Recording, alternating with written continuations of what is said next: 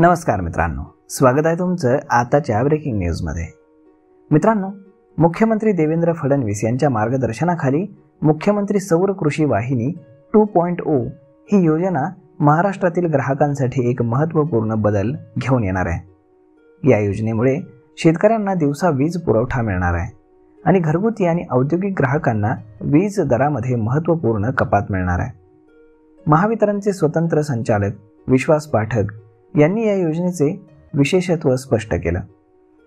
मुख्यमंत्री सौर कृषी वाहिनी 2.0 या योजनेमुळे आगामी 2 वर्षांमध्ये राज्यात 16,000 मेगावॅट सौर वीज निर्मिती होणार आहे।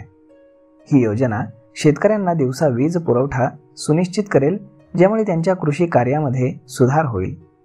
100 युनिटपर्यंत वीज वापर असणाऱ्या घरगुती ग्राहकांचे वीज दर हे ₹5.87 प्रति युनिट एवढे कमी होतील।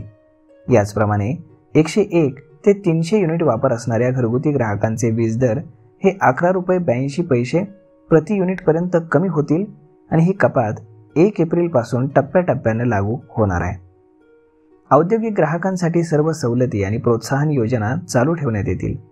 यामुळे औद्योगिक ग्राहकांना क्रॉस सबसिडी देण्याची गरज पडणार नाही। हे बदल औद्योगिक क्षेत्राला चांगलं वातावरण निर्माण करण्यात मदत करणार आहेत।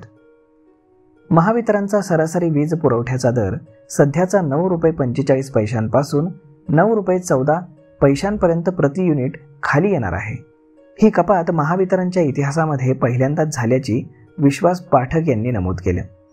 मुख्यमंत्री देवेंद्र फडणवीस यांनी या प्रकल्पाचं काम वेगाने पूर्ण करण्यासाठी जिल्हाधिकारी, पोलीस अधीक्षक यांना नियमित आढावा बैठक घेण्याचे निर्देश दिलेले आहेत। प्रकल्प विकासकांना आवश्यक सर्व परवानग्या ऑनलाईन देण्याचे निर्देश देखील दिलेले आहेत, ज्यामुळे प्रकल्पाची प्रगती ही वेगाने होणार आहे। या योजनेमुळे महाराष्ट्रातील 2,80,00,000 वीज ग्राहकांना फायदा होणार आहे।